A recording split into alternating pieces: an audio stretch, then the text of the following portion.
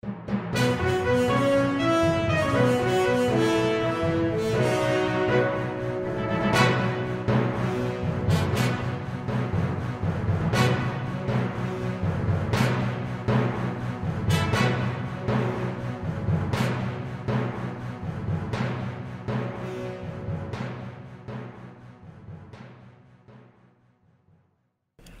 안녕하십니까. 그 내일을 연 역사 역적 시즌 2. 저는 오늘 사회를 맡은 민족문제연구소 기획실장 방학진입니다. 안녕하십니까. 자, 오늘 저희가 이제 첫 순서입니다. 첫 코너이기도 하고요. 그래서 오늘은 이제 우리 저하고 두 분이 더 계신데 두 분은 다 얼굴을 보면 익히 아시는 분도 계시고 되게 유명하신 분들이거든요. 본인 소개를 좀 해야 될 텐데요. 먼저 제가 가까이 계신 분 말고 이제 건너편에 우리 젊으신 우리 김광진 전 의원 오셨는데요. 예, 본인 소개 부탁드리겠습니다. 예, 안녕하세요. 김광진입니다. 근데 이 자리에서는 전 의원보다 민족문제연구소 전남 동부지부의 사무국장 출신이었다. 이렇게 소개를 시켜드리는 게 더 맞을 것 같습니다. 앞으로 자주 뵙겠습니다. 반갑습니다. 네. 그리고 또 우리 또 제가 아주 존경하는 분이십니다. 실제로 우리 차영전 선생님 오셨는데요. 예, 자기소개 간단히 부탁드리겠습니다. 네, 안녕하세요. 대한민국 임시정부 막내둥이 차영조입니다. 예. 자, 오늘 이제 우리가 두 분을 모시고 진행할 건데요. 이 순서는 저하고 우리 김광진 전 의원이 더블 MC로 진행을 하고요. 그다음에 우리 차영전 선생님은 첫 번째 초대해서 모셨는데요. 차영 선생님하고 인연이 깊은 곳이 서울에 있지 않습니까? 어떤 곳인가요? 거기가 위치가? 효창공원이라고 하는 분도 있고 효창원이라고 하는 분도 있고 뭐 몇 가지 용어들로 쓰이고 있는데, 그리고 또 그 공간이라고 하는 것이 뭐 운동장도 있고 뭐 또 백범 기념관까지도 효창원인지 뭐 사람들이 많이들 헷갈려 하시는 분들이 있는데, 실제 어떻게 용어를 쓰는 게 가장 적당할 것 같으세요? 네, 앞으로 이제 과제인데요. 일단은 효창공원으로 돼 있죠, 법적으로. 예. 효창공원으로 돼 있는데 이 효창공원에 대해서 간단히 설명드리면은, 우리 과거에 우리가 어렸을 때 동물원 구경 가면은 서울에 창경원 구경 많이 가지 않습니까? 창경원. 저도 어렸을 때 창경원이 동물원인 줄 알았어요. 거기서 처음 찾아봤거든요. 호랑이도 보고. 근데 나중에 알고 보니까 83년인가 전두환 정권에서 그 궁궐을 되찾고 뭐 일제잔재 청산한다고 그래가지고 창경궁으로 바꾸더라고요. 근데 바꾼 것이 아니라 되돌아온 거죠, 이제 제대로 된. 근데 이제 효창원도 이제 처음에는 어떻게 시작했냐면은, 효창공원도 처음에 시작한 건 지금은 공원이지만 전에는 효창원으로 시작된 거죠. 원은 어떤 곳인가요, 선생님? 네, 임금이 죽어서 묻힌 곳을 능이라고 합니다. 능. 그리고 임금 이외의 가족이 왕자나 죽어서 묻힌 곳을 원이라고 합니다. 그래서 네. 효창원이라고 했었는데, 이곳은 정조 때부터 사도 세자와 그 어머니 의성빈 씨를 모신 가족묘역이기 때문에 여기를 효창원이라고 했습니다. 조선시대 때 보면은 그 계급을 나왔잖아요, 묘소를. 그러니까 왕이 죽은 곳은 릉, 그래서 왕릉이죠. 조선 왕릉 이렇게 하지 않습니까? 왕이 아닌 공주나 왕자가 죽은 곳은 원. 우리가 평민이 죽으면은 묘. 능원 묘. 그러면 지금도 사도세자의 묘가 거기 있습니까? 사도세자는 아니고요. 그 문효세자라고 문효세자. 정조의 첫 번째 부인 의빈성 씨인가요? 첫 번째 부인에서 난 첫 아들이거든요. 예. 문효세자인데 이분이 5살에 죽어요. 예. 만약에 5살에 죽지 않았다면 이분이 정조를 이어서 왕이 됐겠죠. 첫 번째 부인에서 난 첫 아들이니까. 근데 5살에 죽기 때문에 얼마나 비통합니까? 그래서 이제 원을 만들어졌죠. 그게 바로 효창원. 효창이라는 이름을 붙여서 원을 만든 거죠. 그게 효창원이 된 건데, 이 효창원이 능인데 묘소가 이제 파크, 공원으로 바뀌지 않습니까? 이게 언제 바뀌었겠습니까? 공원으로.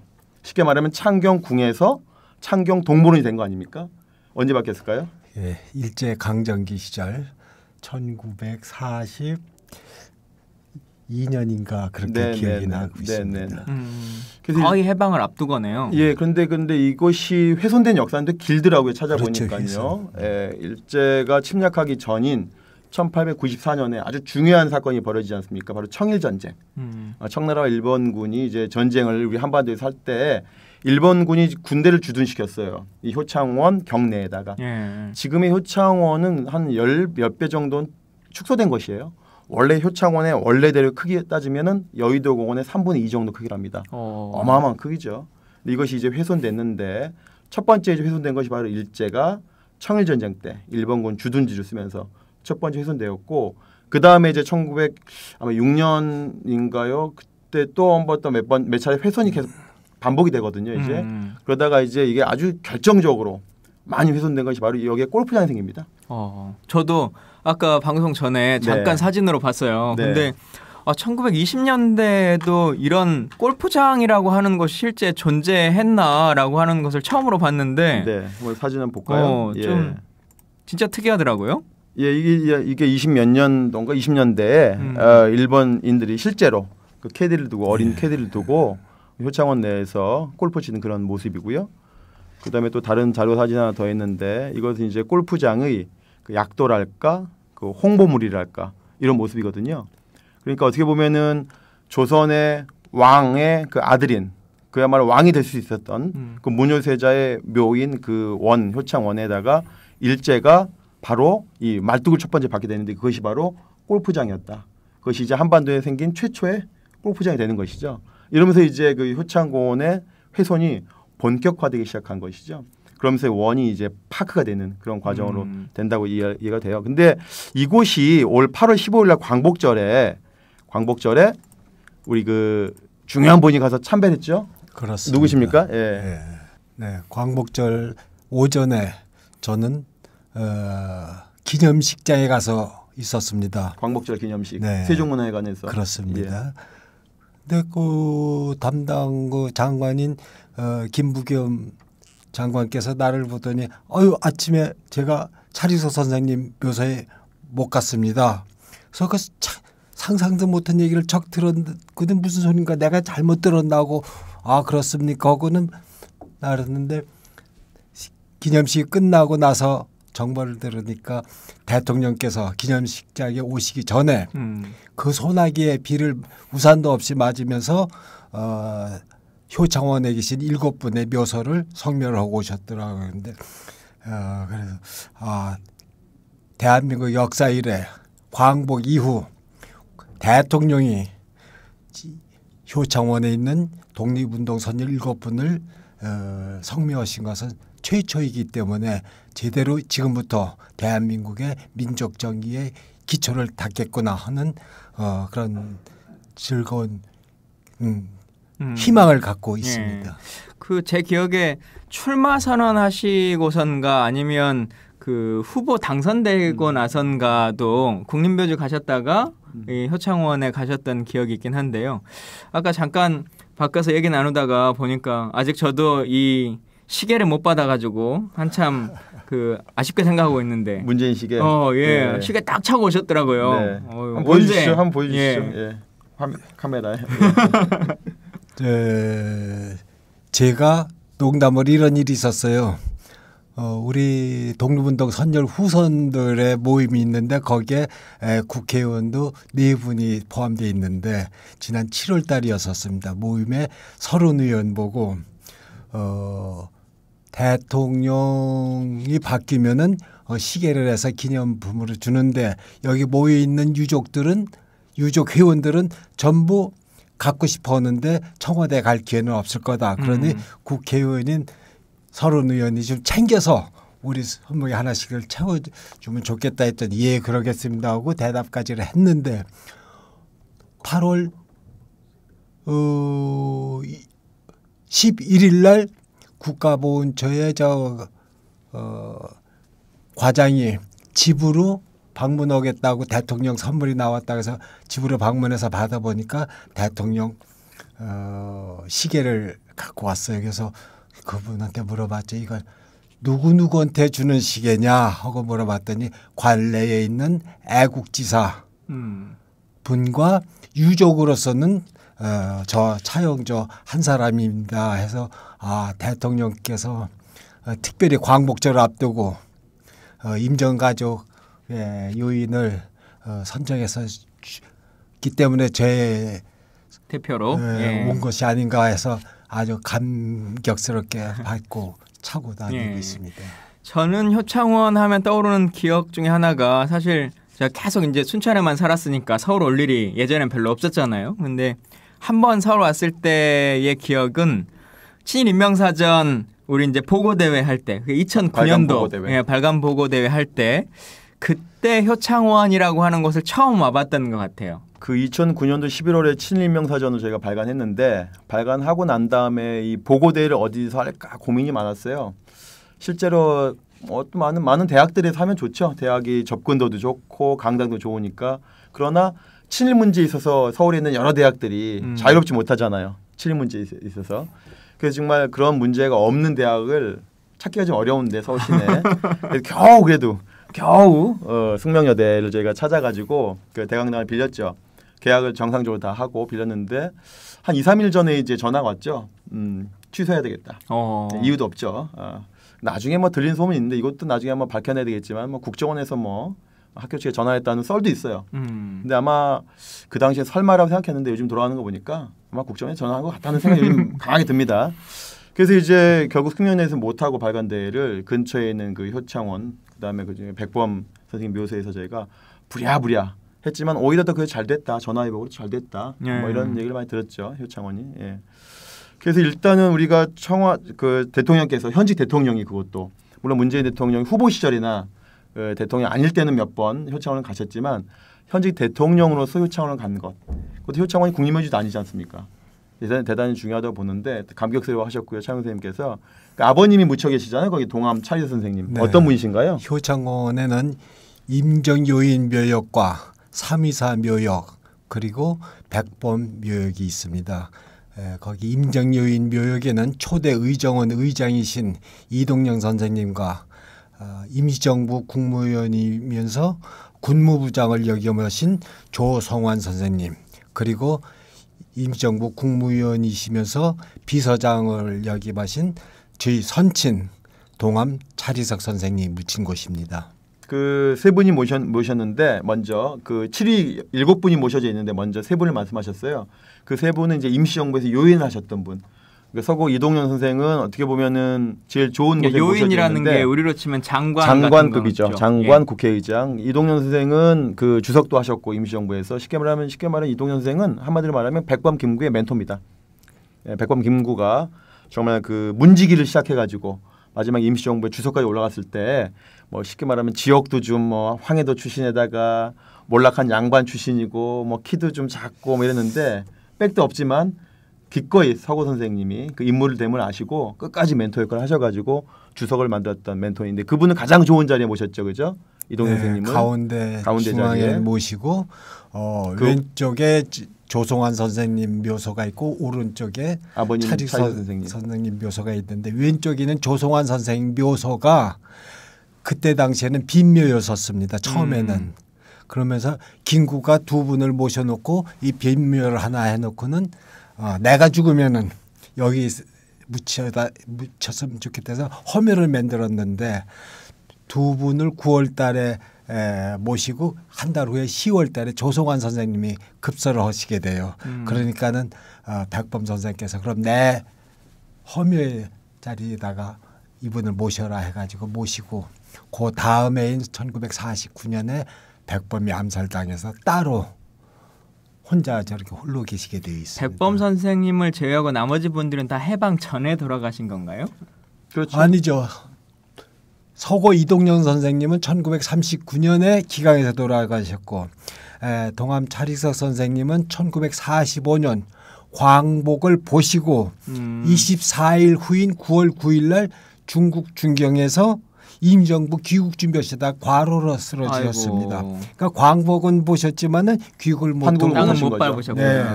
그랬고 청사 조성환 선생님은 1945년 11월 23일 일진을 귀국하셨는데 48년도에 두 분 모신 9월에 두 분을 서고 선생, 동암 선생 모신 뒤에 10월 달에 청사 조성원 선생님이 병원에 계시다 돌아가시게 돼요. 그래서 같은 해 다들 그 해 정도에 두 분은 돌아가셨구나. 광복 전에 돌아가셨고 한 분 귀국해서 돌아가셨는데 저희 선친기 같은 경우는 광복 전이라고 해야 되는지 후라고 해야 되는지 저는 왜 교육을 못 하시고 예. 임정부에 돌아가셨기 때문에 참 양쪽에 다 해당된다고 봅니다. 동암철 선생님은 광복 후 환국 전에 돌아가신 거죠. 예. 안타까운 사연이시고요. 그 동암철 선생님이 되게 아주 그 잘 안 알려져 있는데 실제로는 아주 그 중요한 역할을 하셨거든요. 임시정부의 거의 살림꾼, 마지막 살림꾼 역할을 하셨고 그 다음에 이분이 숭실 민족사학 1호라고 하는 평양 숭실 1회 졸업생입니다. 이분이 차이석 선생님이 지금 현재 숭실대학교가 동작구 상도동에 있는 걸로 알지만 원래는 평양에 있었지 않습니까?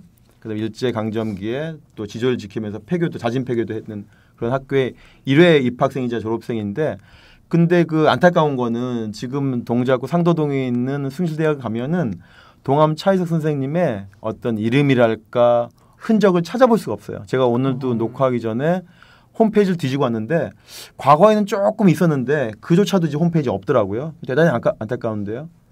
어떻게 생각하십니까, 선생님? 숭실학교 100년사나 금년에 발행은 120년사에 보면은 숭실학교 1회 졸업생이라는 이름 석자만 남아 있지 학교에 특별한 유적을 그 공헌도를 선양하기 위한 시설은 없습니다. 네, 1904년이 숭실학교 1회 졸업생을 탄생시키는데 그때 입학생은 한 30명 됐다고 그럽니다. 근데 졸업할 때는 딱 3분 차릭선 선생님, 최광옥 선생님 등 해갖고 3분이 졸업을 하셨는데 그 중에서 저희 선친 동암 차릭 선생님은 흥사단에 도산 안창호를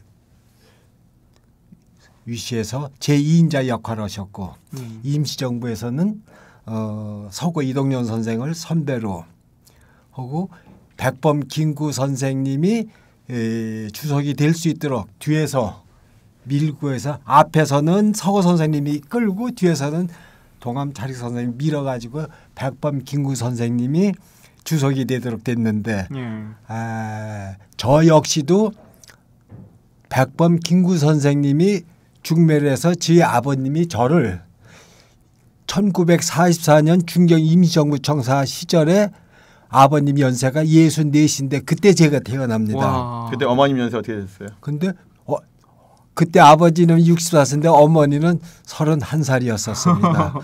근데 그 역사를 잠깐 말씀드리면은 저희 어머니는 아버님께서는 1919년 민족운동이 일어나고 바로 상해 임시정부로 망명을 하셔갖고 홀로 망명 생활을 하셨고 1942년도에 지 생모인 홍매영 어머니는 의주에 살다가 남편이 국내에서 아마 독립운동을 하셨던 모양이에요.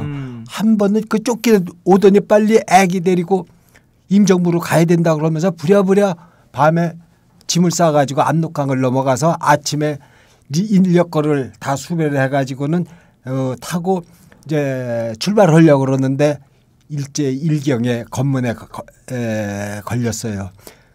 그래가지고 남편은 일경에 붙잡혀가고 이 홀로 여자가 그 자리에서 기다렸는데 24시간을 기다렸는데 남편이 오지 않더래요.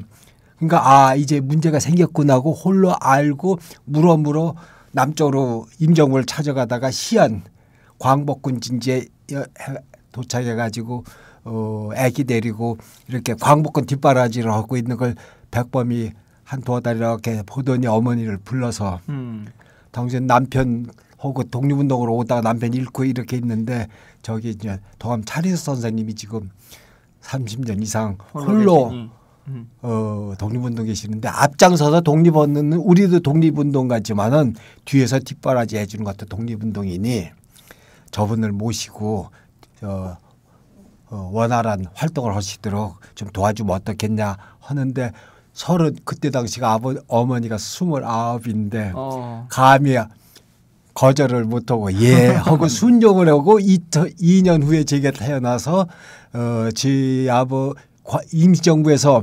64세에 외아들 우리 아버님께서 보셨다 해가지고 백범이 저희 아명을 하늘천 복복제에서 천복이라고 지어줬어요. 그 이름을 제가 받을 만했었죠. 그러니까 쉽게 말하면은 이게 참 드라마 같은 이야기인데 30살이 넘는 그 나이 차이를 극복하고 천 선생님이 중경에서 태어나셨잖아요. 중경 출신이시고 그 아명을 백범 김구가 직접 지어줬죠. 네. 차천복이라고 하늘에서 내린 복이다 했던 이런 이야기인데 그래서 그런 아버님이 묻혀 계신 그 효창원이고 그렇게 어떻게 보면 본인이 태어나게 만들어 주셨던 분이 바로 백범 선생님 모셔지는 곳이 효창공원 아닙니까? 그래서 효창공원에 대해서 우리 찬 선생님이 갖는 의미가 남다르다 이렇게 보는 거죠. 예. 근데 효창공원에는 제 아버님만 모셔 계신 게 아니라 저희 아버님이 세 분이 저 아버님 저 차리선 포함해서 두 분이 더 계십니다.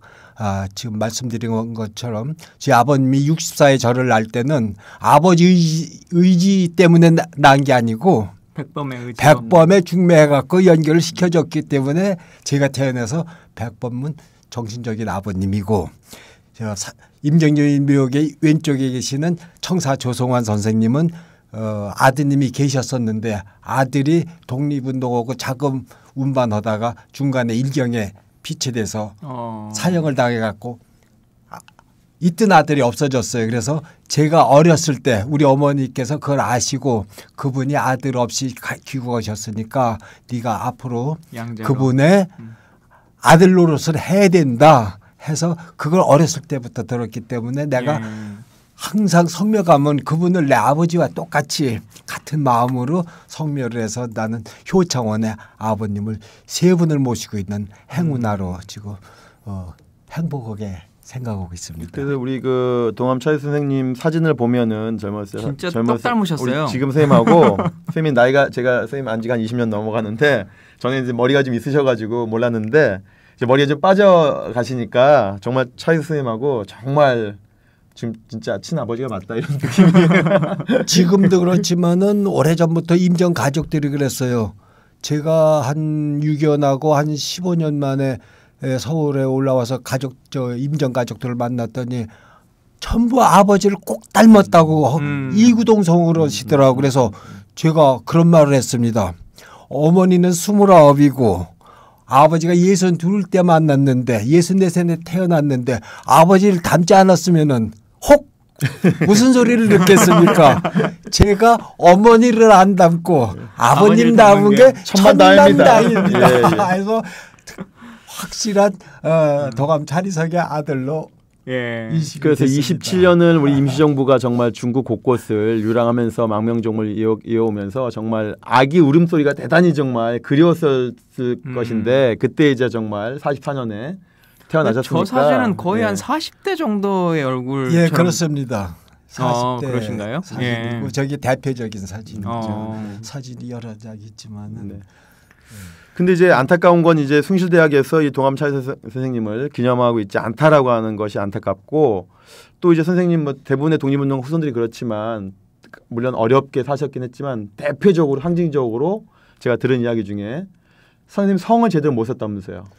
네, 그건 무슨 소리인가 하면은 백범 김구 선생님이 1949년에 흉탄에 의해서 돌아가시게 되니까 정부에서 또 어디서 백범이 돌아가실 정도 되니까 독립운동가를 멸종을 시키려고 하는 게 아닌가 해서 학교를 저를 입학을 시킬 때 어머님께서 동암 차리석 선생의 아들이라는 흔적을 우선은 지워야 되겠다. 그래서 대외적으로 이제 이름이 나가니까 학교 등록을 해야 되니까 그때 수레 차자에서 위에 한획 아래 한획을 띄니까 납신자가 되더라고요. 그렇게 해서 어머니가 대외적으로 독립운동의 후손이라는 것을 감추기 위해서 신가로 바꿔서 학교를 입학을 시키면서 그때부터 6년 동안을 제가 신가로 신영조로 성을 제대로 못 쓰신 거죠. 그러니까 차 하면 위에 한획 밑에 한획인데 그걸 빼면 신자가 되잖아요.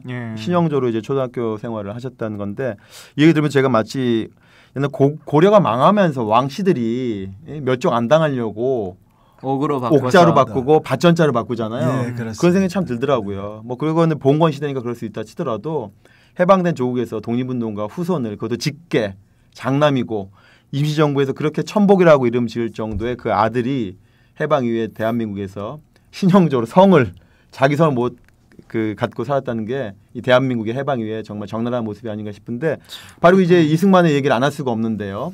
이승만이 어떻게 보면 선생님의 성까지도 빼앗아간 인물인데 효창원을 정말 어떻게 보면은 훼손한 두 번째 주인공 아니겠습니까? 첫 번째 그렇습니다. 주인공이 일제라고 한다면. 네. 네.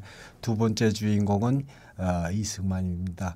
효창공원 앞에 효창 운동장이 있습니다. 예. 이 운동장은 1960년도에 완공이 되고 그때 아시아 축구대회를 하기 했는데 그때 당시 서울에 땅이 없어서 거기다 운동장을 짓겠습니까? 지금도 보면은 도로가 왕복 2차선입니다. 좁죠. 예. 그리고 꼬불꼬불하고 그 운동장 자리가 아닌데 그때 당시에 존 uk민이 이승만 정권을 우러러보는 게 아니라 거기에 묻혀 계시는 7분을 우러러보니까 우러러보고 성묘객이 자꾸 모이니까 이승만 정권에서 이걸 차단하기 위해서 거기다 운동장을 짓고 더 애통한 건 그러고는 아시아 축구 경기를 하다 보니까는 일장기가 걸려놓고 축구를 했지 않겠습니까? 예.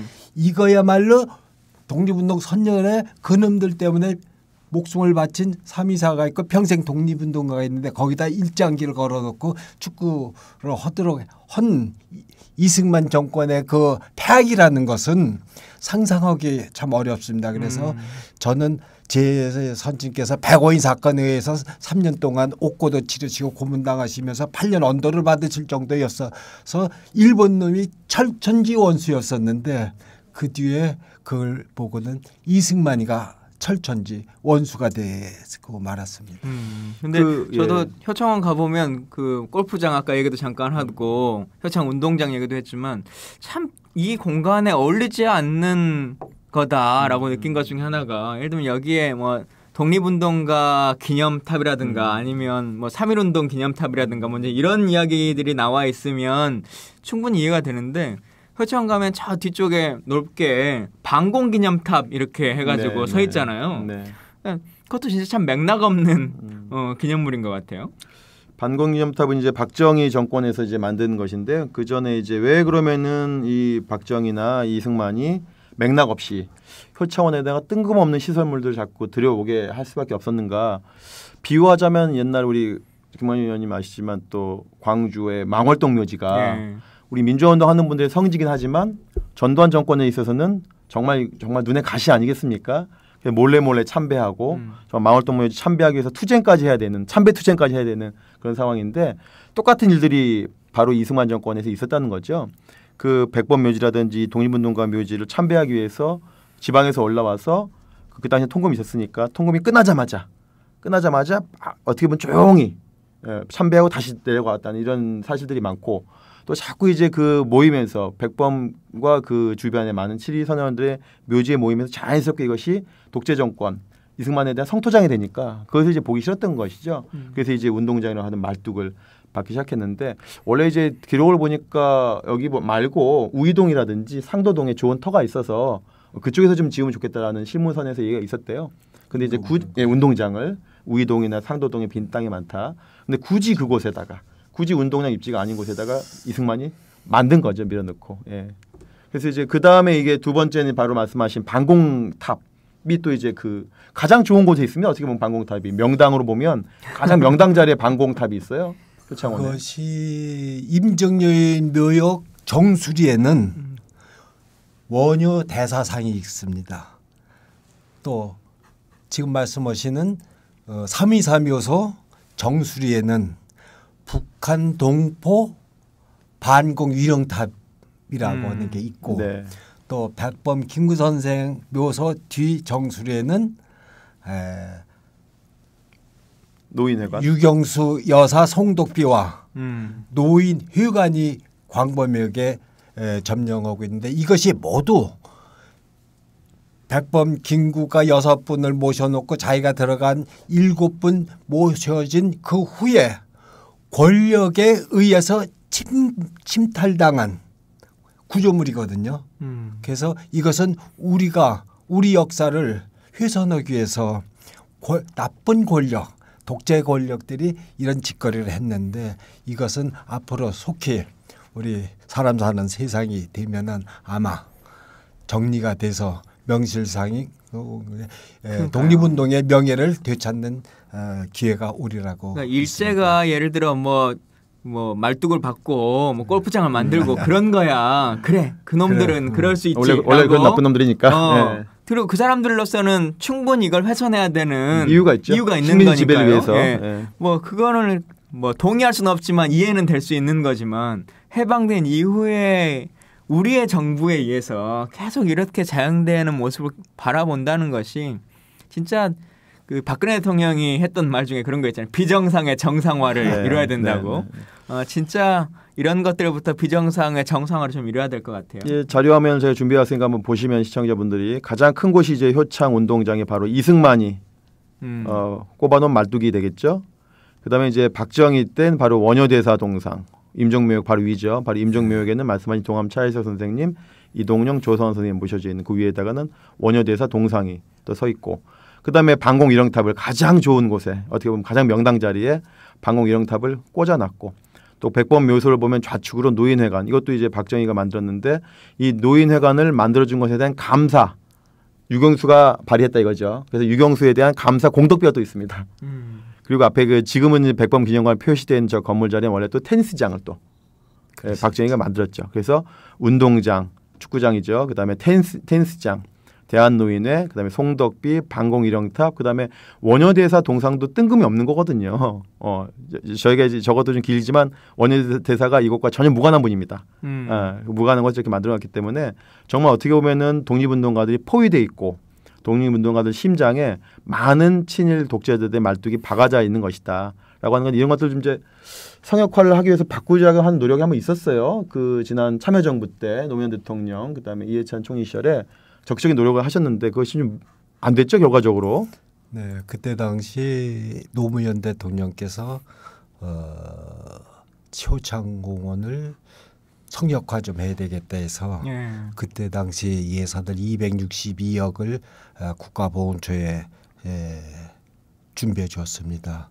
그러면은 저희 유족으로서는 지금 말씀드린 권력에 의해서 침탈당한 구조물이 다 나가고 앞에 있는 운동장도 없어지면서 원상 회복하는 것이 이 목적에 돼야 되겠다고 생각했는데 설계를 해온 거 보니까 뒤에 있는 구조물은 언급도 없고 운동장은 없앨 수 없고 스탠드만 좀 줄이겠다.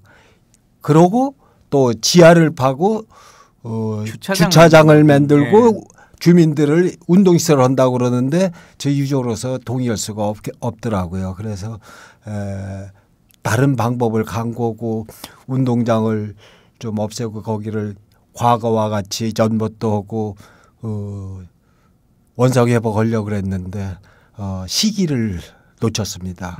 그 내용을 지금 문재인 대통령이 잘 알기 때문에 앞으로 고심하면서 정상화되도록 하는 날이 곧 오리라고 믿습니다. 그러니까 노무현 대통령께서 크게 두 가지를 역사공원을 말씀하셨더라고요. 임기 중에요. 첫 번째가 바로 효창 역사공원을 만들어야 된다라고 직접 지시하셨고, 두 번째가 바로 용산 역사공원을 만들어야 된다라고 지시하셨거든요. 용산공원이야 또 다음 기회에 말씀드릴 기회가 있겠지만은 그 지시와 더불어 또 당시 이해찬 총리도 똑같은 말씀을 하시면서 이 이질적인 시설들, 이 성역화에 방해가 되는 시설들은 좀 걷어내야 된다라고 직접적으로 지시했는데 문제는 이제 요즘하고 똑같은 것 같아요, 의원님. 대통령하고 장관은 바뀌었는데 손발은 그대로인 거예요. 그래서 이것이 이제 대통령 총리까지는 잘 내려가다가 보훈처로 내려가니까 일이 이제 산으로 가는 거죠, 이제. 그래서 어떻게 보면 저희가 성역화를 반대 운동을 했습니다, 그 당시에. 왜냐하면 그렇게 하려면 200몇 억 있죠, 260몇 억 들여서 그렇게 하려면 안 하는 게 낫다. 그러니까 졸속으로 하느니 그냥 후세에 맡겨라라고 저희가 오히려 2007년도에 그때 기록을 보니까 정청래 의원하고 김희선 의원, 민족정기 의원 모임하고 같이 저희가 반대 토론한 기록이 있어요. 그러니까 어떻게 보면은 말로는 이제 성역화라고 돈을 내려왔는데 실제 그걸 집행하는 보훈처 담당자라든지 보훈처 수장 이런 분들은 그 뜻을 정확히 모르고 있기 때문에 엉터리로 하려고 했던 그냥 건데 그 공간에 돈을 쓰면 그냥 성역화 사업비다 이제 이렇게 생각을 하는 거죠. 오히려 역사적으로는 노무현 대통령 때 또 한 번 성역화를 훼손하는 또 한 번 말뚝으로 받는 걸로 오명이 남길 뻔했던 거죠. 예. 근데 이제 뭐 문재인 대통령께서 임기가 좀 많이 있기 때문에 이런 것들을 담당자와 저희가 좀 깊이 좀 유족들과 더불어 논의를 했으면 좋겠는데 우리가 효창공원 얘기하다가 이제 백범묘소 이야기와 그 임시정부 요인 세 분 얘기했는데 우리 324 묘역을 또 저희가 얘기를 좀 해야 되는데 좀 까먹었네요. 예. 324 어떤 분들인가요? 네, 324에는 이봉창 의사, 윤봉길 의사, 백정기 의사 세 분의 묘소가 있고 그 옆에는 허묘가 하나 있습니다. 빈묘죠? 예. 빈묘. 예. 이것은 1946년도에 해방 후에 백범 김구 선생께서 귀국하셔서 일본에서 사형당해서 순국하신 이봉창, 윤봉길, 백정기 의사 유해를 모셔서 안장하시고 옆에 허묘를 만들어 놓고는 그거는 안중근 의사의 묘소를 찾아 유해를 찾으면은 여기에다가 모셔야 되겠다 해서 똑같은 기억에 1946년도에 만들어놓은 묘가 있습니다. 그런데 애서 거기에도 윤봉길 의사 유해는 안중근 의사 유해는 여러 번 중국 대련 가서 수색을 해봤지만은 흔적을 찾을 수가 없어서 아직도 허묘로 있는데 이왕 앞으로는 아마 희망이 없을 것 같아요. 그래서 저는 바라건대 지금 거기에 무슨 유품이라도 넣고 하면서 사회장이나 국민장으로 장례를 치러서 묘비를 세워드리는 것이 우리 후손들의 할 일이 아닌가. 네, 계속 허묘로 두는 것보다. 네. 예. 유품묘를 만들어서 비석을 세워드리는 것이 도리가 아닌가 하고 그걸 희망해 보는데 아마 그것도 제 혼자 뜻이 아니고 여러분의 뜻이니까. 그 말씀 하셨기 전에 제가 생각났는데요. 전에도 생각했던 건데 실제로 북한, 남북한이 공동으로 한번 안중근 의사 유해를 발굴하려고 노력했던 적이 있었거든요. 참여정부 시절에. 물론 이제 실패했더라도 그 뜻이 참 좋지 않습니까? 안중근 유해를 찾기 위해서 남북한이 공동으로 조사했다는 것 중요한데 이미 60년대인가 70년대 김일성 생전에 김일성이 직접 지시를 해가지고 발굴 한번 시도한 적이 있어요. 단독으로. 그 이후에 이제 노무현 정권 때 이제 남북 공동이 했는데 실패했던 것이죠. 어쨌거나 유해는 우리가 못 찾는다 하더라도 남북의 정신, 남북의 공이 이제 우리가 숭상하는 독립운동가가 계시다는 건 대단히 중요하고요. 그래서 아까 말씀하신 유해를 열고 할 때 또 안중근 그 의사 고향이 또 황해도 아닙니까?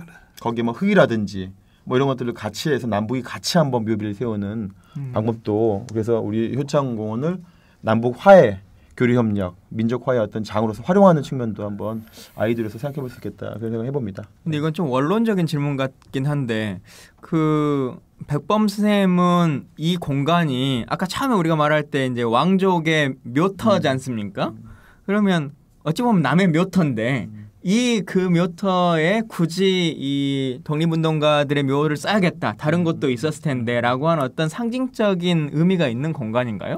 일단은 뭐 제가 거기까지는 기록을 못 찾았는데 일단은 이것이 이제 44년, 45년도에 그 서울에 있는 또 서울 근교에 있는 그 왕과 왕족들 묘가 서삼릉으로 다 강제로 다 모여지거든요. 집단으로 옮겨가거든요. 그래서 실제 여기 문효세자와 그 어머님의 묘도 옮겨갑니다. 서삼릉으로. 그러니까 정확히 말하면은 왕자의 묘지가 관이 없어졌으니까 효창원은 아니죠. 그렇네요. 아니지만은 이제 해방이 되고 난 다음에 이 관리를 미 군정이 관리했거든요. 해방 직후에 미 군정이 관리할 때 백범이 미 군정에게 담판합니다. 담판.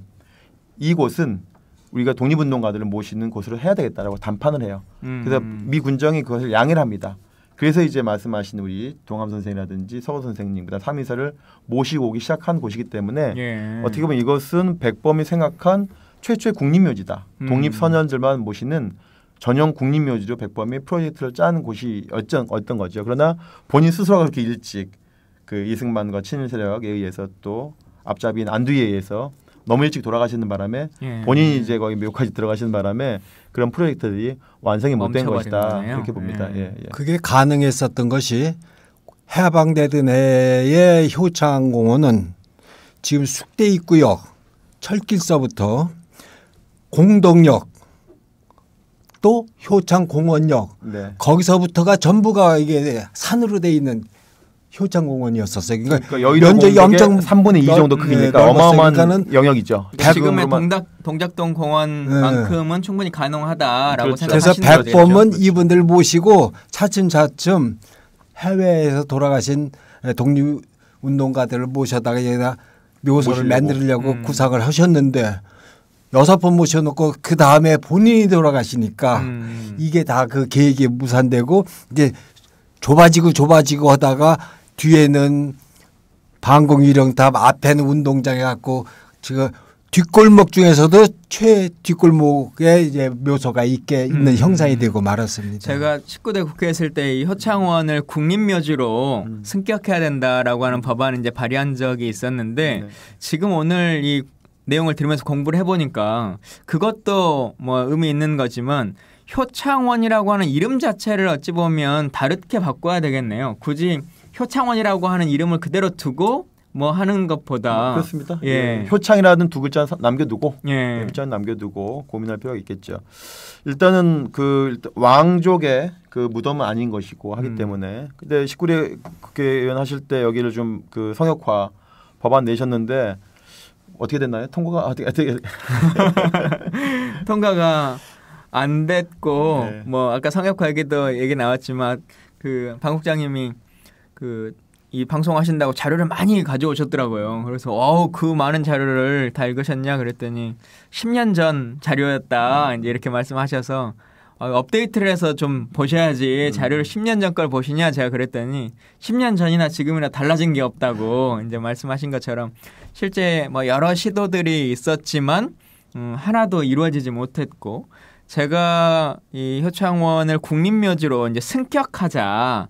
국립묘지가 된다고 해서 전부 다 막 동작동처럼 이렇게 규모를 키우는 것은 아닌데, 그건 아니죠. 예. 그 격이라고 하는 것을 이제 승격시키자라고 하는 주장을 펴서 이제 법안을 냈더니 그때 기억하실지 모르겠지만 그 옆에 막 천막 쳐놓고 반대 농성하시고 지금의 자유한국당의 예 전신인 새누리당이었나요? 새누리당 예. 그리고 그 용산 구의회에서 또 반대 의견서 극렬 반대했죠. 를 또 내시기도 하고 근데 이게 또 웃긴 게 마지막에는 그 반대 의견 내셨던 구의원 분들이 자기들이 뭔가 좀 잘못 생각했던 것 같다라고 하는 것으로 다시 또 한번 하시기도 했어요. 근데 결론적으로는 통과되지 못하고 또 주민들의 반대도 조금 있었고 라고 그렇습니다. 효창 역사 민족공원이 이제 앞으로 언젠간 되겠습니다만은 저희가 원하는 것은 창윤 선생님과 더불어 유족들이 원하는 것은 일단은 거기가 근린공원이잖아요. 용산구가 운영하는 근린공원, 쉽게 말하면 동네 공원이거든요.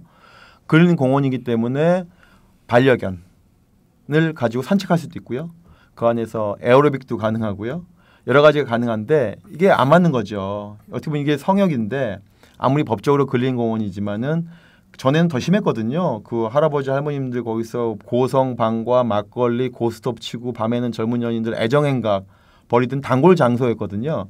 근데 근린공원에서는 실제로는 그게 좀 허용이 되더라고요.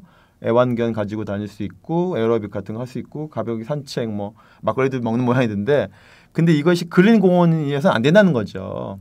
그래서 국립묘지가 되면 그것이 다른 많은 독립운동가들이 이장하는 것이 아니라 7위 선언은 그대로 놔두고 관리 주체만 용산구에서 국가보훈처의 국립묘지 관리과로 이관시켜서 격 있게 관리해라.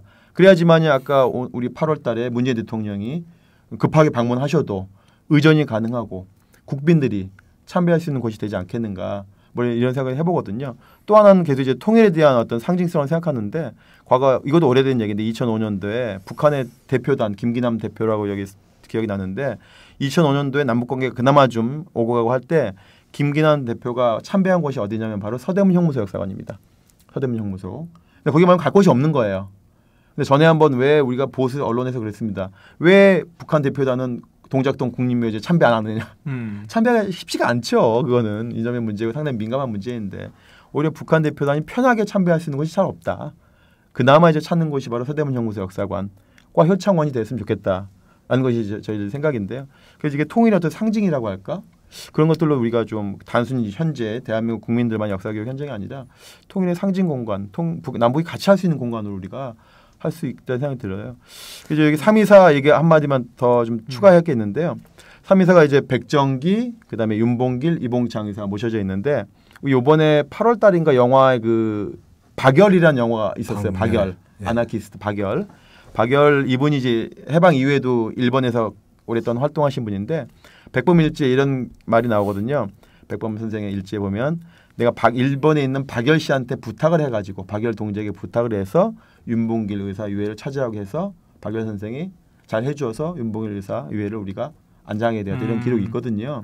그러니까 이제 그런 이야기도 또 저희가 돼 있는 것이기 때문에 효창원이 단순히 백범 김구 특정한 사람들만의 이야기가 아니라 많은 이야기들을 담고 있는 또 스토리텔링의 보고다.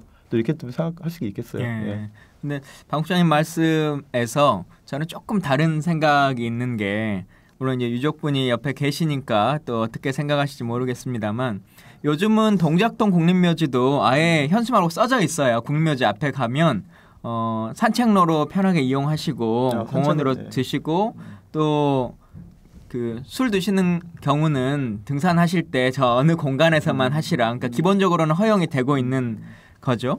그러니까 국립묘지라고 하는 공간이 기본적으로는 그 자체의 예우와 또 신성성이라고 하는 것이 충분히 있는 거지만 사람들이 편하게 다가갈 수 있도록 하는 것도 충분히 의미가 있다. 그냥 멀리만 느껴지고 유족들만 찾는 공간이라기보다 지역에 있는 주민들이 편하게 찾을 수 있는 공간. 다만 그러면서도 이 공간은 이런 곳이지라고 하는 그 마음을 충분히 느낄 수 된다고 생각하거든요. 그래서 국립묘지로 변경한다라고 하는 것이 지금 현재 주민들이 그곳을 활용하고 있는 어떠한 것을 다 제약한다거나 뭐 무슨 철책을 둘러가지고 이 반경엔 들어오지 마세요라고 한다거나 하는 것을 요구하고 있는 것은 아닌 거죠. 그렇죠. 예, 그래서 실제 주민들이 염려하는 기본적인 근린공원으로서 어떤 역할 자체가 다 상실되는 것이 아니냐라고 하는 것은 그러지 않을 거다. 그리고 그러지 않다라고 하는 것도 법안에 거의 다 담겨 있는 내용이었고요.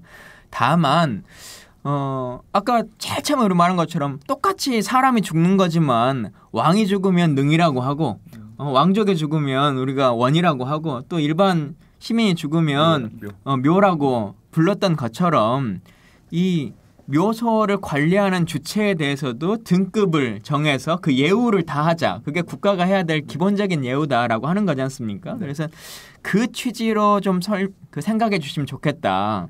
그리고 또 하나는 이제 처음에는 법안을 저희가 만들고 또 주민을 설득하려고 하니까 더 이상의 추가 안장은 없다 뭐 이렇게 좀 얘기를 드리고는 있습니다만 그것도 저는 꼭 단정지어서 생각할 필요는 없다고 생각해요. 관련해서 뭐 이제 그 범주라고 하는 것은 일반적으로 국립묘지에 들어갈 때 그냥 당연으로 들어가는 게 아니지 않습니까? 동작동 국립묘지에도 심의를 해서 그 심의에 맞으면 하는 거고 또 그게 그분이 서울에 공간이 안 나면 대전으로 가고 뭐 이런 것들 다 정하는 것처럼 이 공간에도 정말 어떠한 필요한 일이 있다. 진짜 예를 들면 안중근 의사의 유해가 발견됐으면 여기에 새로 진짜 이제 실묘를 써야 되는 거 아니겠습니까? 뭐 또 다른 어떠한 일들이 있을 수 있는 것이고 그래서 그러한 부분에 있어서도 우리의 상식의 범주를 벗어나지 않는 정도의 수준은 변동성이라고 하는 것이 있을 수 있는 여지는 조금 우리가 두는 것도 필요하겠다는 생각은 듭니다. 이제 우리가 언어를 이제 성역화라고 하니까 우리가 일반적인 성역화가 갖는 이미지가 있잖아요. 되게 옷깃을 여며야 될 것 같고 왠지 웃으면 안 될 것 같고 그것이 아니라 서대문 형무소 역사관이 가장 좋은 모델인 것 같아요. 서대문 형무소 역사관 가면 아주 자유롭게 아이들이 가족들 단위로 또 연인 단위로 또 그 안에서 영화 촬영도 하고 아주 자유롭게 움직이는데 그렇지만 적어도 이곳이 많은 독립운동가들이 옥고를 치른 곳이니까 최소한의 에티켓과 그렇죠. 고성 방가라든지 그 정도만 막아진다면은 정말 대표적인 서울에서의 녹지고 공간이기 때문에 저는 그런 정도로 이제 유족이나 다들 이렇게 동의하실 것 같아요. 그리고 국민 청취자분들께서 그럼 국립묘지가 되면 뭐가 달라지지? 뭐 이런 생각이 드실 것 같은데 일단 가장 쉽게는 관리 주체라고 하는 것이 바뀌는 거죠. 지금 관리하는 거죠.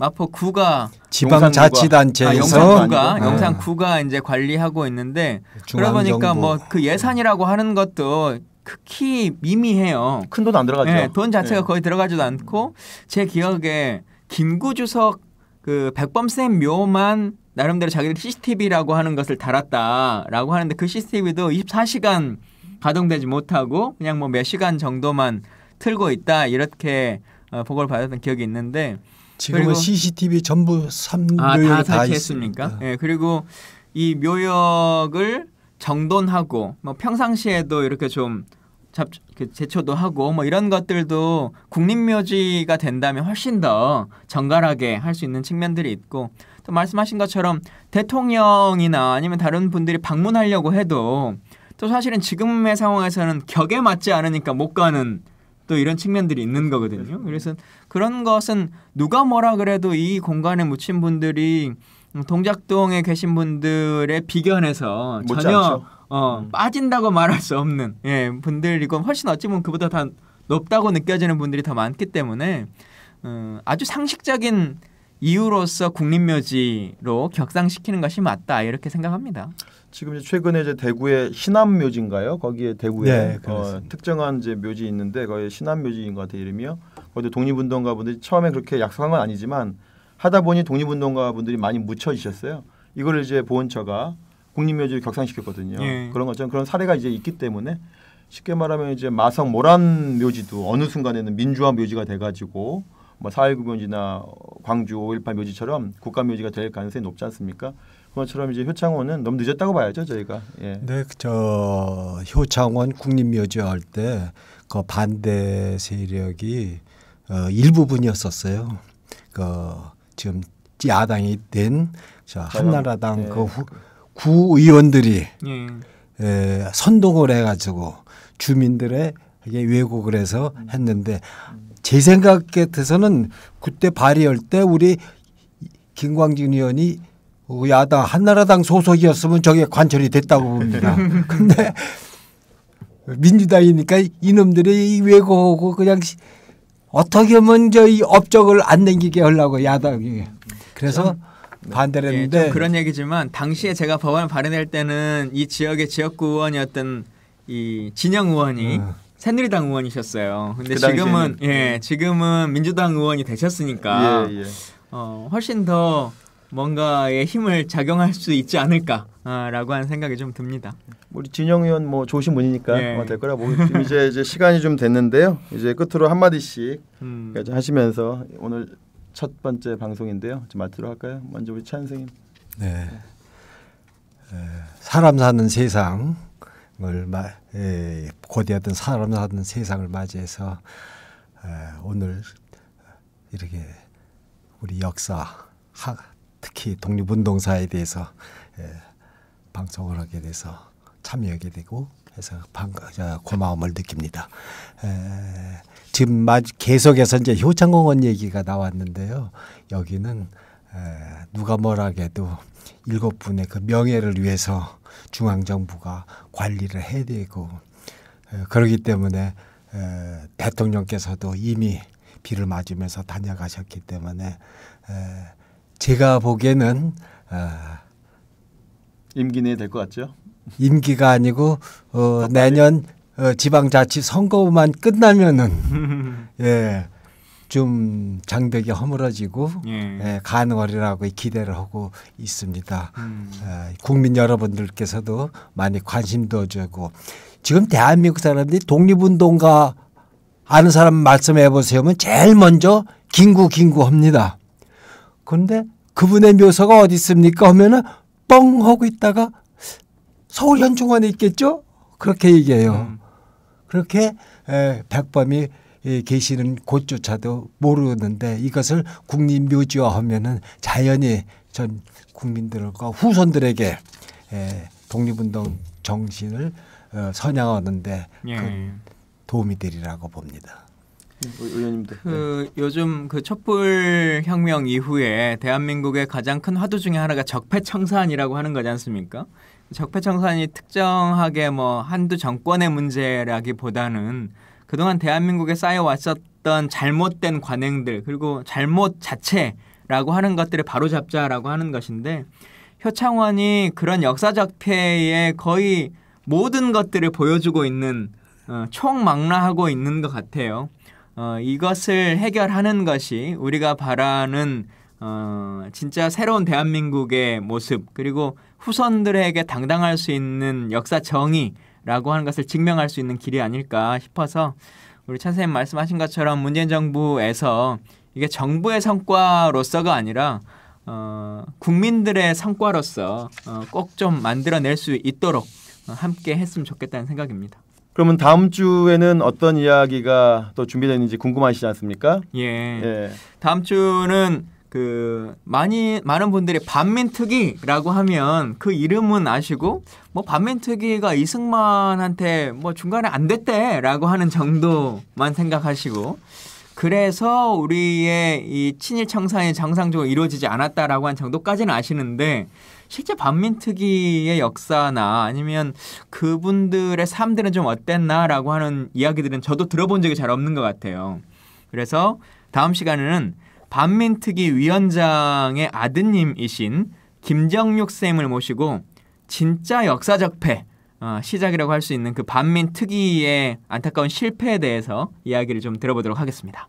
그 반민특위 위원장님 자제분도 잘 아시죠, 선생님? 그렇습니다. 네, 그때도 시간 되시면 한번 참관해 주시고요. 예. 네. 지금까지 저희가 민족문제연구소 준비한 팟캐스트 내일은 연역사 시즌 2 잘 들으셨는지 모르겠는데요. 이번 기회가 아니면은 절대 들을 수 없는 방송이 될 것입니다. 꼭 기억해 주시고요. 기억하기가 만약에 어려우시면 반드시 팟빵 구독하기를 눌러주시면 방송이 업로드가 자동으로 됩니다. 그리고 게시판에 많은 좋은 의견 남겨주시면 저희가 앞으로 좋은 방송 만드는데 꼭 참고하겠습니다. 오늘 그러면은 먼 길 와주시고 추운 날씨에 와주신 차영선 선생님, 김광진 전 의원님 감사합니다. 다 같이 인사드리시죠. 감사합니다. 고맙습니다. 감사합니다.